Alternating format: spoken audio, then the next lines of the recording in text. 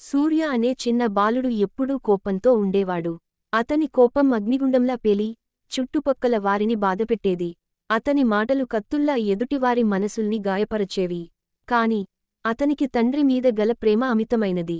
సూర్య తండ్రి తన కొడుకు భవిష్యత్తును ఆలోచించి అతనిలో మార్పు తీసుకురావాలని ఒక ఉపాయం ఆలోచించాడు. ఒకరోజు తండ్రి సూర్యను పిలిచి, నీకు కోపం వచ్చిందంటే వెనుక గోడకు ఒక మేకు తగిలించు అని చెప్పాడు. మొదట్లో సూర్య ఇది సరదాగా చేసేవాడు.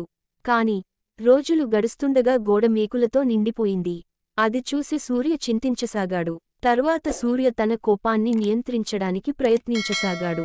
కొన్ని రోజులు గడిచాక తండ్రి అతనికి మరో బాధ్యతను అప్పగించాడు.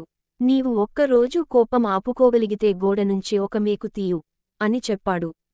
మార్పు: సూర్య కోపం నియంత్రించడం అలవాటు చేసుకుని గోడమీద మేకులను తీయడం ప్రారంభించాడు.